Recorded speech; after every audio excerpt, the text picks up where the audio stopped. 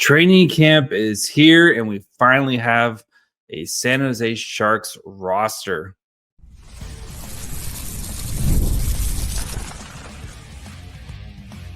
You're Locked On Sharks, your daily podcast on the San Jose Sharks, part of the Locked On Podcast Network, your team every day.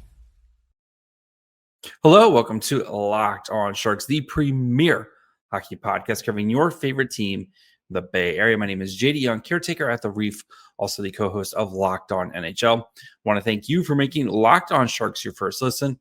Proudly part of the Locked On Network. We cover your team every day. If you want to be an everydayer, all you have to do, just follow along wherever you get podcasts. And of course, you can watch on YouTube as well. And today we're going to be going over the San Jose Sharks training camp roster, get to know some new names, we're going to look at all the forwards, the goalies, the defense, tryout players, all that fun stuff. So as well as why you shouldn't panic if the Sharks haven't named any captains as of yet, because one, there's plenty of time to do it. So before we get to all that, do want to let you guys know that today's episode is brought to you by FanDuel. Download the FanDuel app now by visiting FanDuel.com and win $300 in bonus bets if your first $5 bet wins. So we finally have a roster. It's media day today, so the Sharks, all the Sharks players coming in and getting their photos taken, filming, the goal celebrations, all that fun stuff. You'll see all the fun stuff throughout the year as these guys kind of did all that media day stuff today. Tomorrow is the actual first day of camp. We don't have the how they're going to split it up yet, like how all the players are going to be split up, because they're split up into 3 groups where they'll have basically like practice, scrimmage. Like 2 of the groups will scrimmage against each other, but all 3 groups will practice, and they kind of rotate it. And then basically what will happen is sometime probably middle of next week, you'll start to see your first kind of cuts as they get to the Barracuda. Guys are going to be on the Barracuda, and then they start their scrimmage, kind of their training camp, and you'll start to see players get sent back to their juniors, all that fun stuff. So, but right now it is a very full roster. Like this is, most of the Sharks prospects are here, with the exception of like guys overseas, like Leo Saleh and Wallenius, who started his season over in the SHL. Guys are off to college, or like college eligible guys. Like those guys are not here, of course, because that just kind of messes with your eligibility a little bit. So, so they have, it is a pretty full house of who is here and who's going to be in training camp. This is a good also for these, especially for the prospects, where they can kind of get some final notes and stuff like that. Like this, the coaches get to work with them, and then before they get sent back to their junior team or whatever, here's what we kind of want you to work on throughout the year. And that way they kind of have, some homework for them and then they'll have their check-ins and stuff throughout the year. But let's start with the forwards, because that's the natural place to start. So here is the list of forwards. We'll go through the whole name, and then we'll kind of go through some of the intriguing players and guys to watch, and kind of et cetera, et cetera. So, the forward group, and this is alphabetically by last name: Igor Afasaneev, Shane Bowers, Philip Beested, Ethan Cardwell, Macklin, Celebrini, Igor Chernyshov, who officially switched his number to 92, Ty Dellandrea, William Eklund, Adam Gaudette, Patrick Giles, Barclay Goodrow, Colin Graff, Carl Grunstrom, Casper Halton, Max Heiss, Donovan Houle, Jimmy Huntington, Philip Kurashev, Samuel Labarge, Cam Lund, Michael Misa, Quentin Musty, Teddy Merchant, Oscar Olesen, Zach Ostapchuk, Ryan Reeves, Pavel Regenda, Jeff Skinner, Will Smith, Tyler Toffoli, Lucas Van Roboys, Anthony Vincent, Oliver Wallstrom, Alex Wenberg, Carson Wetch, and then Colin White. So bunch of names there. So the player, like kind of the key players or players to know as we kind of go through this whole process of, again, people who are going to be fighting for training camp spots, people, all that fun stuff. I think, though, for the Sharks, like we know the big names, right? Celebrinis, Smiths, your Eklunds, like those guys are going to make the roster. I think the first thing I'm watching in this group is who gets the first crack to play with. Like we know 5 of the 6 players, right? In the top 6, right? With Celebrini, Macklin, Toffoli, Will Smith, Jeff Skinner. Who gets the first crack to fill that other 6 spot, right? And the guys you're kind of looking at for that, Philip Kurashev, I think Adam Gaudette, maybe the Sharks' Michael Misa, of course, is going to be in the mix as well. Who is getting the first crack at one of those spots, that top 6 spot, I think is something definitely to watch among the forward group here. Flipping down to the bottom 6, we kind of talked about this last week, right? Is, there's a bunch of names in there. And some of the guys I'm keeping an eye on, especially these bubble guys, right? Igor Afanaseyev, who, the Sharks, he's traded for last season, came over, or didn't come over, he stayed over in the KHL, came back this year, and is looking to crack the NHL, right? Guy like Igor Afanaseyev, and you always kind of to what numbers that you allow these guys. And Afanaseyev has a 11, which is like a good number, right? Usually, guys want numbers that are kind of in the lower range, and giving a guy number 11 usually means you're going to have him in the mix here, right? Instead of like guys like in the 50s are usually kind of like rookies. And then guys in the 90s are usually tryout players typically. So unless you get some guys just like those numbers, but anyway, that's kind of the code, right? But yeah, guys like Igor Afanaseyev, you're going to have a guy like the mainstays like Carl Grundstrom, Barclay Goodrow. How does a rookie like Colin Graff look? Where does he get placed to kind of start things here? A guy like Cam Lund, another rookie who's going to be coming in. And then, Oliver Wahlstrom, who the Sharks signed to a PTO in an AHL deal. Where does he kind of get his first crack at here? Like, is he going to get an opportunity, or they think he's going to be an AHL type of guy? And if he is, he'll probably play with like some of the younger guys, like the Musties or your Beasteds or your Colin White, or some veteran guys like Colin White, etc. Guys you kind of know are going to be in the AHL. So I think those are going to be the big things to look at, is kind of who's paired with who to start with, right? Because these are like, Ryan Warsofsky's had all summer to think about it, right? And kind of tinker, and he probably has an idea of how he wants this to go. So I think this is kind of when you see team, like kind of what Warsofsky's thinking very early on, and then guys who play well or perform perform better than expectations kind of get moved up, and guys who maybe aren't, they get shifted down a little bit. So I do think like this is the first look when we get the actual lines. This is going to be the first look of what Ryan Warsofsky's thinking and where he has everybody kind of slotting in here to at least begin things. So, but yeah, I think the bottom 6, there's going to be just a ton of dudes. I wouldn't be surprised if there's a lot of moving parts there with so many people in the mix. And I even mentioned guys like Zach Ostapchuk, Patrick Giles, like guys who are 100% going to be in the mix for those spots. And where do they kind of fit into at least Ryan Warsofsky's initial thinking? So, we're going to look at the back end. We have a tryout player in Jack Barr there, so we'll kind of talk about him a little bit more. We'll look at the goalies, kind of look at who's going to be sticking around with the goaltenders, who's going to be heading back to their respective junior leagues, all that fun stuff. So we'll get to that here in just 1 second. The NFL season is here, and FanDuel is making sure you're ready for kickoff with a can't-miss offer. Right now, new customers can bet just $5. If your bet wins, You'll get $300 of bonus bets to use across the app. FanDuel's great because they can fit however you like to play, whether it's player props, Josh Allen versus the Dolphins, just all the overs. Josh Allen dominates Miami, and yeah, I'm not feeling great about this game on Thursday night.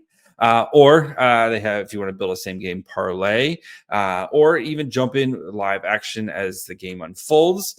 They got you covered there. It's quick and easy, and the best way to add a little bit more energy to Sundays. So if you're ready to start playing, download the FanDuel app now by visiting FanDuel.com to get started. That's FanDuel.com to place your first $5 bet. All right, guys, before we continue, do of course want to thank you for making Locked On Sharks your first listen. If you haven't yet, perfect time to subscribe, as training camp is here. We have preseason games starting on Sunday. Hockey season's here. So make sure you're following along wherever you get podcasts. And of course, you can watch on YouTube as well. All right. Defense and goalies. So there is a couple guys here. There's a new guy here who was part of the Sharks rookie training camp in Jack Barr. So we'll get to know him a little bit more as well. And plenty of intrigue along the blue line because there's a lot of pieces for not a lot of spots here for the Sharks. So let's get to it. Defensively. So we have, again, alphabetically by last name, Jack Barr, Noah Beck, Luca Cagnoni, Lucas Carlson, who switched numbers from 36 last year to 32 this year. So keep that in mind. Cole Clayton, Vincent Darnaz, Sam Dickinson, Mario Ferraro, Jake Furlong, John Gormley. It doesn't have a number right now, which is interesting. Artem Guriev, Braden Hache, John Klingberg, Nick Leddy, Timothy Liljegren, Shakir Mukhamadullin, Dmitry Orlov, Jack Thompson, and Hao-Shi Wang. So we'll start with those and we'll get to the goaltender. So we'll get quickly kind of crash course on your new defenseman here who's going to be in the mix. I assume this is probably the same thing where if he plays well, Mr. Barr will probably earn an AHL contract and maybe he starts in the ECHL, maybe he plays AHL games. But I would presume that's probably going to be the way that he goes. So Jack Barr, former Dallas Stars pick of the 2021 draft, fifth round pick there, 6'2", 209 pounds, right-handed shot. So that's very good as the Sharks look to add more right-handed defensively players, but not much production with Harvard. So he played for the last 4 seasons with Harvard. He has a he had 2 goals in his career at Harvard. So offensive production is not going to be his thing. He was the captain for Harvard last year, 25 games, 3 assists during that time. And his career high in points is 6. Like, this is not like a guy who's driving offense for you. So that's not kind of where his bread and butter is. So came up through, he played in the USHL with the Chicago Steel during the 2020-21 season, and then was in the college or kind of high school college circuit as well before going to the USHL and then the NCAA for the past 4 seasons. So, and then clearly the Dallas Stars did not retain his rights after he was drafted and finished his college career. So tryout guy here for San Jose. So we'll see where he kind of ends up if he ends up sticking around. So as the Sharks look to add more depth on their blue line here, or at least the Barracuda look to add more depth on their blue line. So the big, I think for guys who kind of watch for San Jose, of course,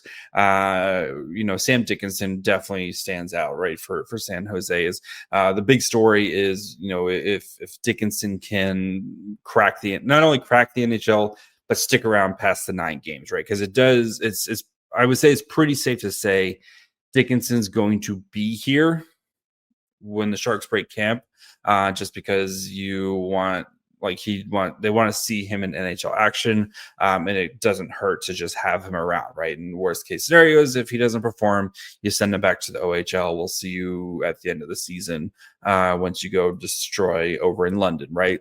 So he's a big, where does he get placed? Who's his partner to begin with? Like, those are big things, because like if Dickinson is paired with a guy like a Mario Ferraro or a Timothy Liljegren, like one of these mainstay guys, that's a big kind of commitment out of San Jose as you're trying to establish chemistry early on, or does he get placed with the guy who's maybe more in the bubble, like a Jack Thompson type of player? Like I think that is who his partner is initially. I'm really intrigued to kind of see who that guy is. So some of the other guys, right? We know the guys who are going to, definitely make the team. I'm curious to see, like, up top, who's Orlov's partner to start with. Is it Klingberg, or is it like a guy like Muka Madulin, or like who's Orlov's partner to begin things? And same thing with like Muka Madulin, who's his partner to begin with things. Like, those are some of the guys I'm really keeping an eye on tomorrow when we get kind of the initial, this is how I want things to look. So among guys, the bubble guys, like we talked a little bit, like Jack Thompson, Luca Cagnoni. I know Thompson, he's going to be in that position where if he doesn't make the team, the Sharks are going to have to try to sneak him through waivers. It sounds like from Shang, reading Shang, he had an article about Thompson recently, or mentioned Thompson, and he feels like it's pretty safe the Sharks will be able to get Thompson through waivers, but you never know. So, but like he's those bubble guys, how do they perform, right? And then even the Barracuda guys, right, who kind of gets paired together right away. I'm also Artem Guriev, which is a little interesting because last year in the ECHL, he was playing forward, and now it looks like he's back to playing defense. Still a guy, I think like his ceiling is like an AHL type of player. But it is a little interesting that he's moved back to defense there. So for the goalies, the Sharks have 7 goalies that they have in camp. Of course, Yaroslav Askarov, Gabe Carrier, Matt Davis, Christian Kirsch, Alexander Nedeljkovic, Joshua Ravensbergen, and Jacob Skarek. We know Kirsch and Ravensbergen are going to be going back to their junior teams, right?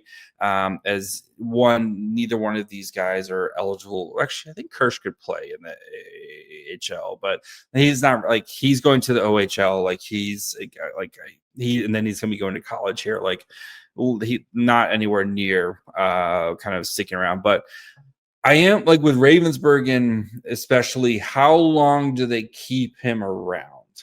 Like, do they keep him until like one of the last cuts before sending him back to the WHL? Because there's no, like, he, again, like for him it's NHL or he has to go back to the W. But how long do they keep him around, right? Like, is he here for like a week or two and like, hey, go tear it up in the W? We'll see you later, like, have a good season, or do they kind of keep him around? We kind of know where everybody else is really stacked up at, right? It's Askarov, then it's going to be Nedeljkovic, then Jacob Skarek, Gabe Carrier, and Matt Davis. Like, we kind of know the order here, and especially for a guy like Matt Davis, who's on an AHL only deal, we kind of know the order. So, we know, like, early on they'll kind of rotate goalies and stuff like that in the preseason, but as they get closer to the actual start of the season, like, they want some of these guys like Askarov and Nedeljkovic to kind of take on a little bit more of the load before the season starts and the preseason games to kind of get ready. So I wouldn't be surprised if like Kirsch is sent back pretty early. But I'm sure like Davis and Carrier and Skarek will hang around, and then like those guys will probably, like, one of those guys will probably hang around for a little bit before the end. But I think a lot of that kind of depends on what the Sharks' plans are with Joshua Ravensbergen. So that's the Sharks roster right there. That's everybody right now. So plenty of intrigue. Again, I'm like really excited about this. I know I know wins aren't. There's going to be some more wins hopefully this year, and it's not going to be a playoff team, but it does feel like we're starting to hopefully turn the corner, see the light at the end of the tunnel. There's going to be plenty of losses and stuff, but it does. Like this is probably the most excited I've been about the season since I think I've started here at Locked On Sharks. So, but yeah. We're going to talk about the captains because I know there was some, we'll say terror, I think is a good word, worry, because none of the players had letters. So don't panic, guys. We'll get to that here in just 1 second. Most people can't name all their financial accounts or even what they're worth, whether it's 401ks, properties, or investments. And if you don't have the full picture, you can end up leaving money on the table. That's where the Monarch Money comes in. It's an all-in-one personal finance tool that brings your entire financial life together in one clean, easy-to-use interface on your laptop or on your phone. Monarch is built for people with busy lives. So if you've been putting off organizing your finances, Monarch is there for you. They do the heavy lifting. You can link all your accounts in minutes, see clear data visuals, get smart categorization of your spending, and feel control of your money without ever touching a spreadsheet. It's like Puckpedia, but for your personal finances. And then the great thing about it, too, is if you and your partner, maybe you guys have, separate accounts, but you have shared goals, whether it's buying a house, buying a car, or just planning your next adventure, they've got you covered there. Make it easy to work together. But again, also keep your money your money. So don't let financial opportunities slip through the cracks. Use code LOCKEDONNHL at monarchmoney.com in your browser for half off your first year. That's 50% off your first year at monarchmoney.com with code LOCKEDONNHL. All right, before we finish up, of course want to thank you for making Locked On Sharks your first listen. For your second listen, go check out the Locked On NHL podcast. There's no off season, bringing you daily league-wide stories that matter the most with local coverage you love from Locked On. Find Locked On NHL on YouTube, wherever you listen to podcasts. So we had, crumbs, as the girls like to say, of photos on the internet from the boys, for media day. And one thing was missing, right? Nobody, even Mario Ferraro, Tyler Toffoli, nobody had letters on their sweaters. So no captains, no alternate captains, nothing like that, right? And it feels like the Sharks are going to probably name a captain, as they're one of the two teams, them and the Bruins, who currently don't have a captain, especially now with Logan Couture's medical retirement, still not retired, but with his inability to play hockey anymore. And we talked about it, earlier this week on the turning of the page and kind of looking forward as an organization now, especially with Couture not here anymore and Vlasic not here, and just kind of starting to, move towards this new direction, right? You don't want to forget your past. We love what Couture and Vlasic and all those guys did for us, right? But you have to, if you love something, you have to let it go and moving forward as an organization, as a fan base, as everything, with the new guys, right? And there's plenty to be excited about, right? Macklin Celebrini looks like he's gonna be pretty good. The Athletic had him as voted. I think that the Athletic put out an article today that had him. The players voted him as the most likely to be the next face of the league, right? Like, Celebrini's really good. And he's going to be very good. And he's going to be that type of guy where people want to play with him. But the Sharks are going to be naming, new alternate captains and captains here at some point. And don't worry that nobody's got a letter right now. Because right in this day, like, there's going to be a whole production thing, right? Like, I mean, teams can't even release a new jersey without like a video and a breakdown and all that stuff. Like, the Sharks aren't just going to show up and be like, hey, Toffoli's got the C on him or Celebrini's got the C on him. Like, they're going to do like a whole thing about it, right? Of like, a whole production. There's going to be, the cool lights and video and everything like that. And you're going to get super pumped up. And then all of a sudden, it's going to be Toffoli or who, or Celebrini standing there in the home sweater with the C on it. And he's going to be all menacing like that. And all the other guys will be around him with the A. Like, there'll be a whole thing, guys. Like that. So don't panic. We will get our captains. When we get our captains, it'll be interesting. Last year, they announced the leadership group on the 22nd, September 22nd, which was the first preseason game.